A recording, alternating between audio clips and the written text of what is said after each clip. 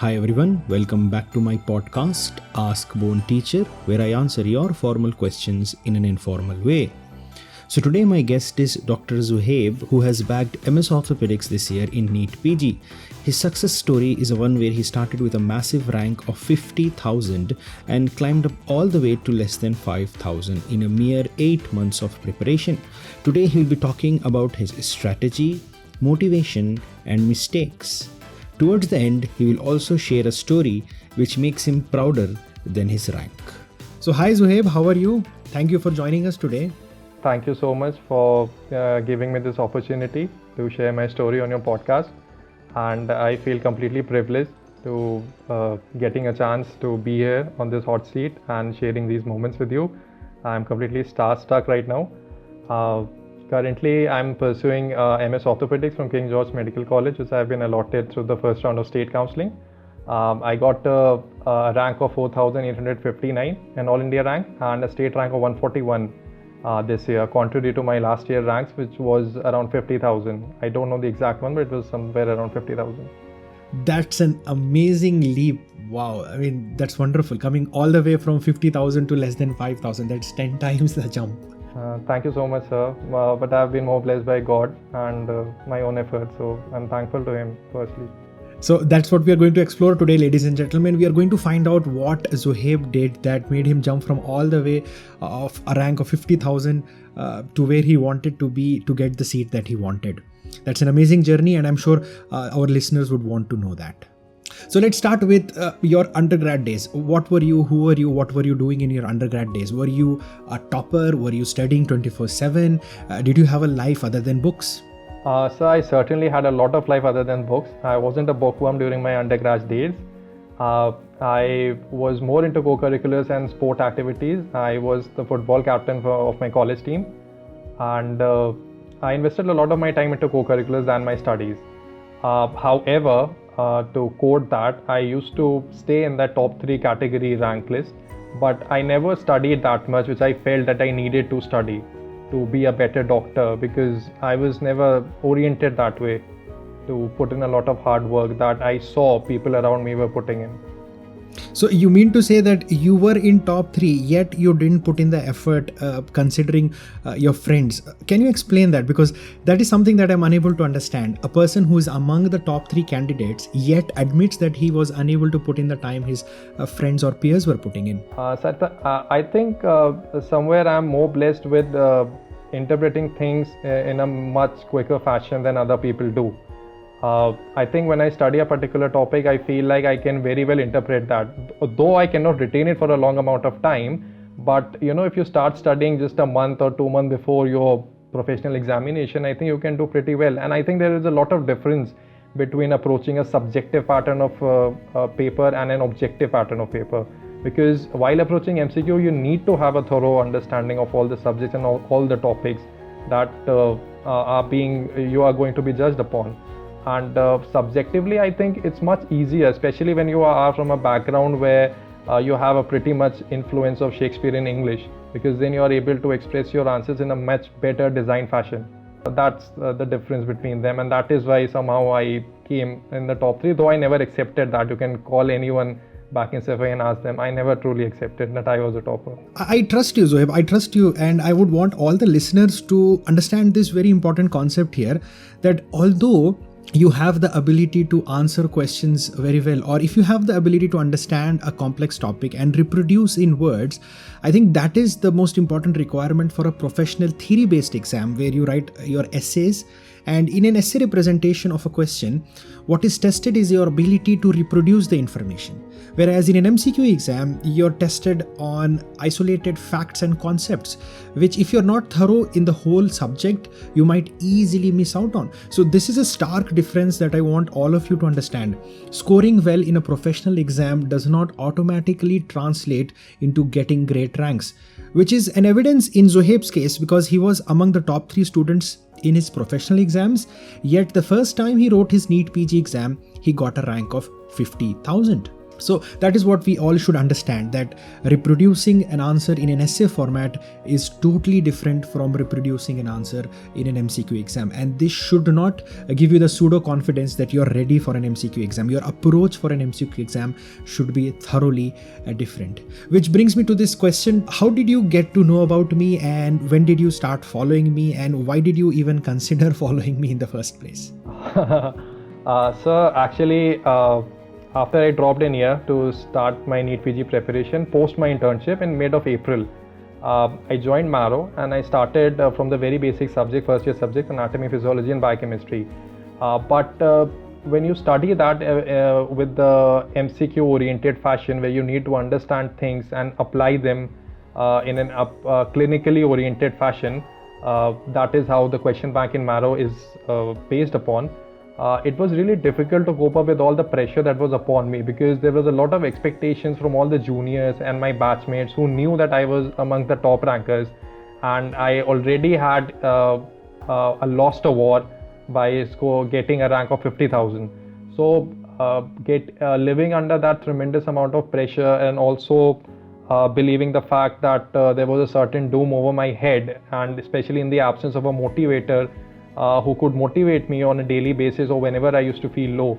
I was a bit alone, but I used to study with one of my friends, Umesh Dubey, who lives just nearby my home, and we were studying together. And one day I was completely depressed about my scores and my preparation strategy and what was going through my mind. It was as if my mind was carving me into an own self-created abyss, and it was self-destructing everything that I wanted to do in my life.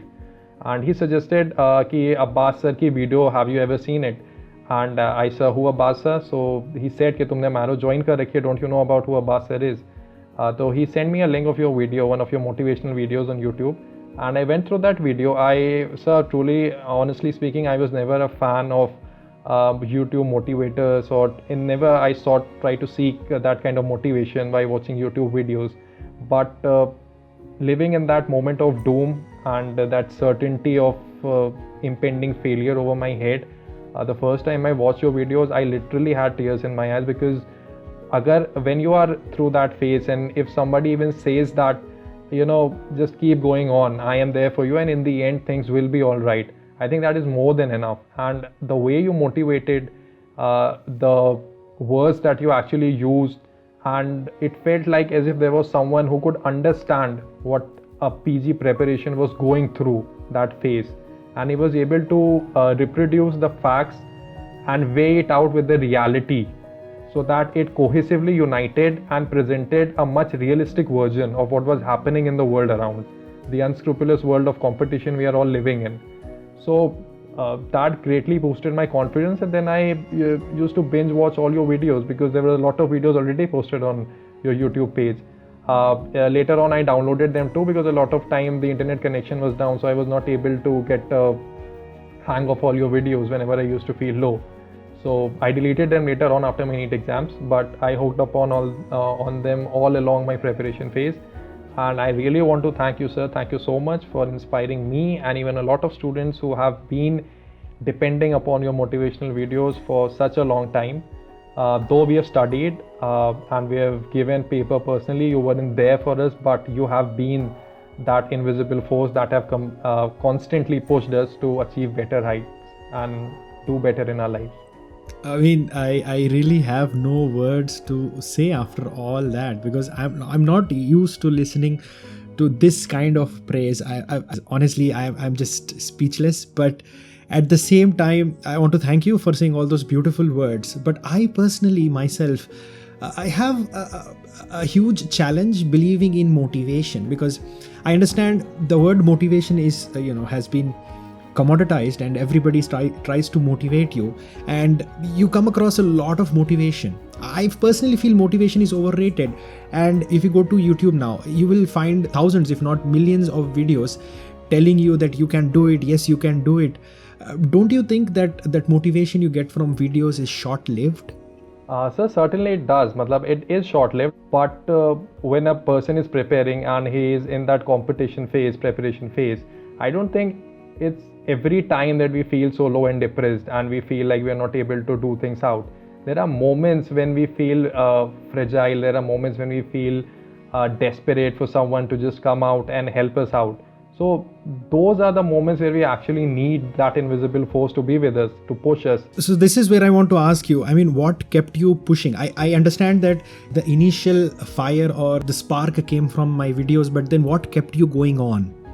So certainly it is short-lived, but in a constant effort to keep moving on forward and to have that level of motivation constantly throughout our preparation phase, I think it's important to have a positive environment around you. And for sustaining that positive environment, I actually took out some very famous quotes from some very good TV series and movie series, and I pasted right in front of my study table.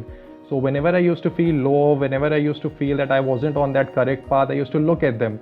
And I used to have that feeling ki nahi, why did I started? Why did I started it all along? So what Zohaib is saying, everyone, is the fact that although you get the initial kick from watching any motivational video or attending a very inspiring session, what you need to sustain that is a continuous positive reinforcement in the form of something that reminds you of why you've gotten on this journey. So in Zohaib's case, he had these quotes written on the wall, and whenever he would feel a little low, he would read it and he would just remind himself why he's doing this, why he's suffering this today. And this is something that you have to do on a daily basis to sustain through the pain of preparation, because as the days go by, every day that you're preparing becomes mundane and monotonous, and you just don't have the energy in you to keep on doing the same thing again and again. So when you see these quotes and you remind yourself of why you've gotten on this journey, you get that small energy bubble to push you forward for that next hour. Sir, to quote one quote, very well said, sir. Just to quote one quote, it's a very famous line from one of the very popular TV shows, Game of Thrones. However, one of the characters said, "How can a man be brave when he's afraid?"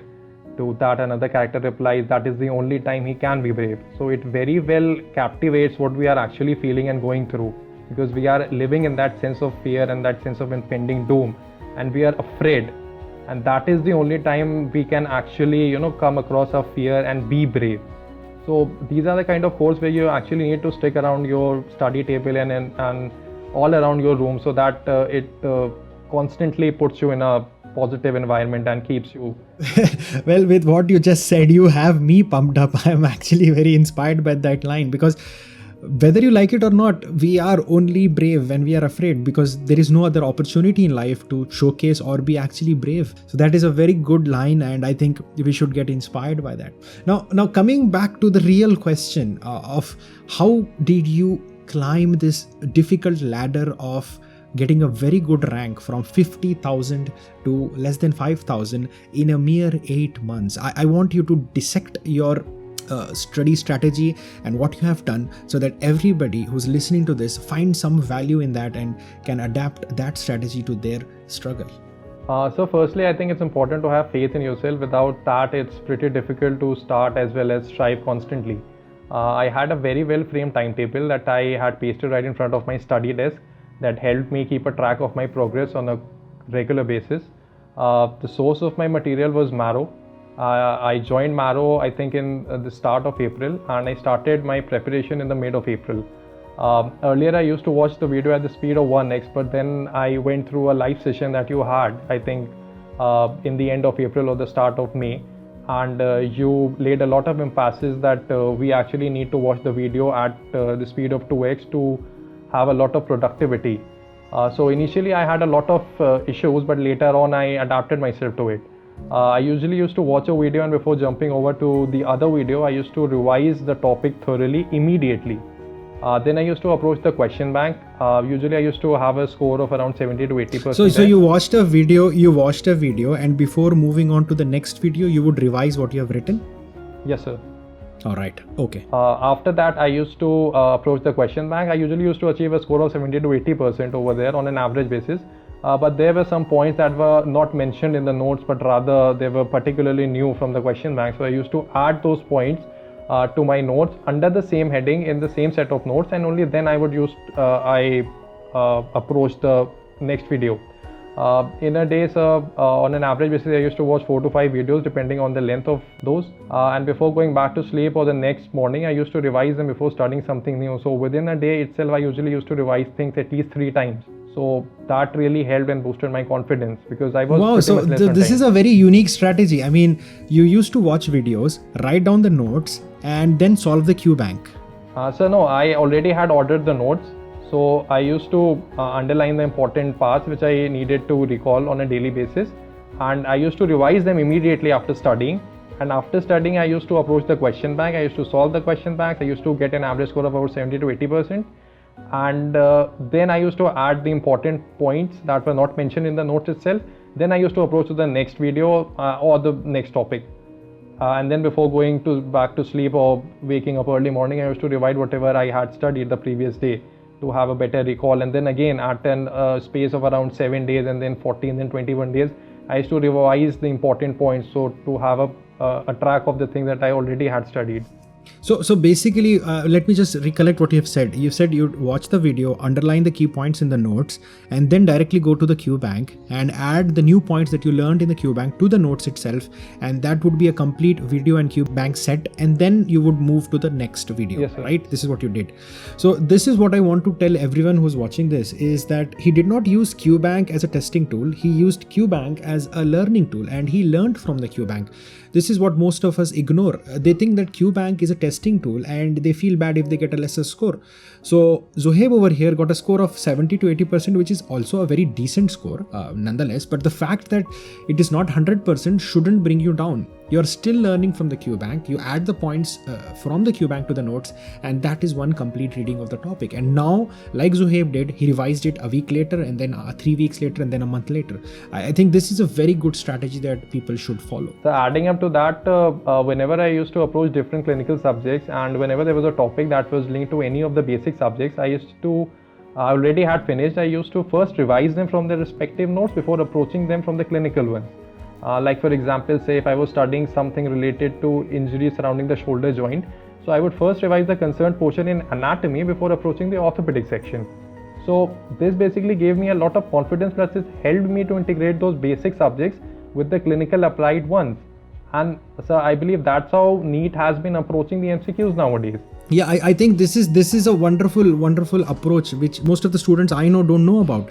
What they do is they read each subject as an independent entity, and they focus on that as an isolated subject. But that is not the case. You should integrate it properly, because there is going to be a lot of clinical questions based on your basic science knowledge, and that is what Zohaib did. If you want to read orthopedics or general surgery, go and review the anatomy aspect of it. If you're reading gynecology, go and review the anatomy aspect of it and come back. If you're reading medicine, go and review pathology, go and review pharmacology and come back to it. This will not only make your life easier in terms of understanding complex clinical subjects, but also integrate those facts that can be asked in a clinical scenario or a basic science scenario, and that is what NEET was all about. Isn't it, Dr. Zohaib? Very correctly framed, sir. I gradually went on integrating different topics with different subjects in this particular fashion, and I kept on revising whenever the opportunity permitted me to do it. I practiced my bookmarked MCQs every night before going to sleep.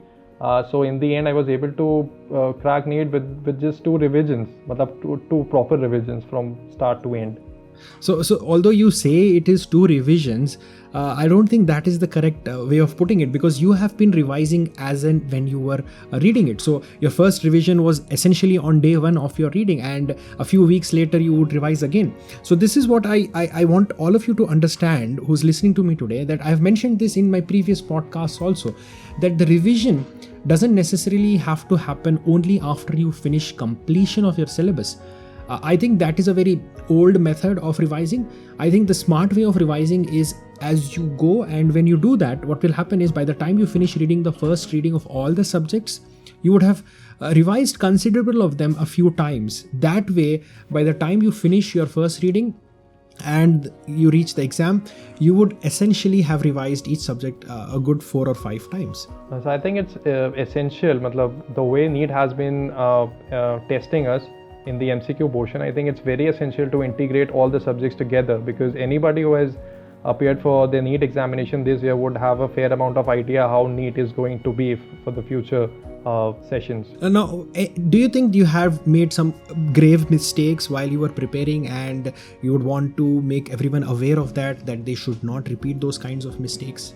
So I left the entire pharmacology portion, and I wouldn't advise anyone to do that because it's a very terrible idea to do it. But on the other hand, I had no other option rather than leaving the entire pharmacology portion, because I was less on time. I was already in the start of November. I just got 2 months left on my hand, and I had to revise all 18 subjects from start to end.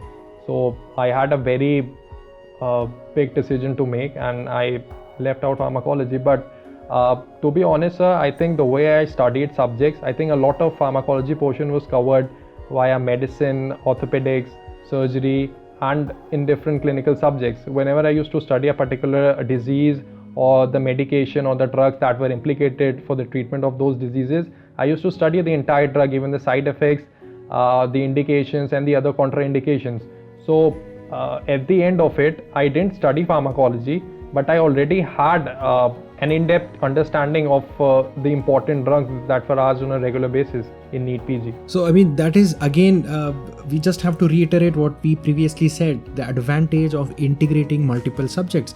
See, when you start integrating multiple subjects, you fill in those gaps in your knowledge and information base, and because of that filling of gaps, you are in a much better position compared to people who have left subjects altogether.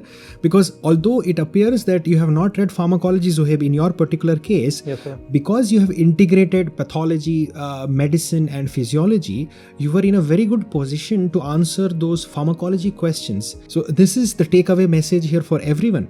When you start integrating subjects together, it will automatically fill in the gaps of the areas you're not comfortable with. And if you go back to those basic sciences subjects, you will understand that they are essentially very easy if you know the clinical aspect of that problem. Correctly framed, sir. So another question that I want to ask you, Zohaib, is did you watch the interviews of toppers? And if you did, what kind of inspiration did you take from them? I believe it's important to seek inspiration from the toppers because they have achieved something which is completely unparalleled and unimaginable for most of us. But we all have different methods of studying, and we need to respect that for our sake. So what I did was that I watched videos of a lot of toppers and incorporated only those particular points from their methodologies that suited my own. It's like you can seek inspiration from their journeys, but only some of it will resonate with your own current situation and your own current schedule and how you try to understand and memorize things and facts. So I would just advise to try to absorb as much as you can and then work on it until you are being the one interviewed someday by someone like you, sir. I guess what Zohaib is trying to tell us is that we should definitely seek inspiration from the toppers and try to learn and see what they did, because apparently they are the masters of the craft, because that is what they are doing, right? Because that is why they are toppers.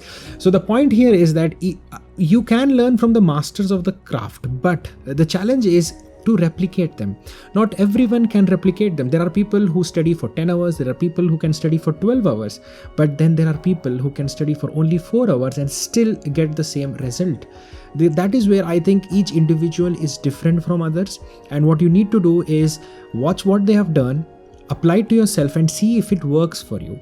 If it works for you, that is the only time you replicate it. Otherwise, you should again find another way that works best for you, because if you just blindly start aping the toppers, that might be a strategy that is going to fail because everyone is different. Very correctly said, sir. So to add upon, all of us cannot be toppers, and even if we all were capable enough, there would still be just one topper. The next person would be the second one. So I don't think we should work hard to be a topper. I think we all should work hard enough to excel in our own crafts, which at the moment is practicing MCQs and cracking NEET and getting a good college from our own particular interesting branch.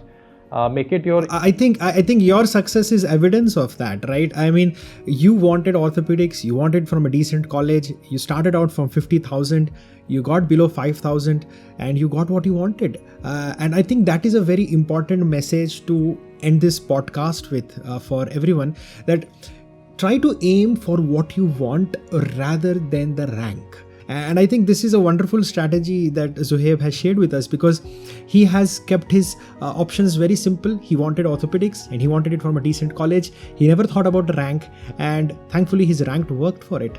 Right, Zohaib? Sir, to add upon that, I never wanted to be an orthopedician. I always was a medicine guy. Everybody back there in my college know about that. But once I went across is it? All right. One day I went across your videos on Marrow. I was inspired a lot, and I felt as if I too had a career in orthopedics. And after I appeared for my NEET-PG and I got a decent enough rank, I thought that orthopedics was the branch that I was aiming for. I had a lot of confusion between opting for orthopedics and surgery, but then I chose orthopedics. Well, that is another discussion for some other day, Zohaib, choosing between medicine and orthopedics. But I'm so happy you did decide on a branch, and I'm happy that you are happy deciding on orthopedics. Thanks but to you, sir. Rest assured, but people who are listening to this conversation, it is not about getting orthopedics or medicine. It's about what you want to do with your life, whether it is medicine or orthopedics. I just want you to have a broad ballpark figure of where you should be in terms of ranks, and work for that, get the seat, and move out of this race of fighting with each other for those ranks. Keep it simple and keep it stupid. Anything you would want to end with, Dr. Zohaib?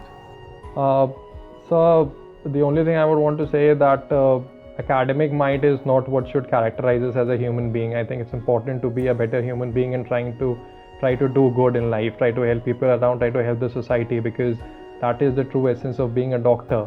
I would like to cite an incident. When I was in my internship days, during the end of my internship days, there was a patient I came across in my emergency ward. He had a son who was around 9 years old, and he had a fracture in tibia or fibula. It wasn't evident that time, and he wanted to get an X-ray done, but he didn't have that much amount of money. He wasn't carrying that amount of money with him, and he was begging. So I was the only one there, and I just couldn't see him in that pathetic condition.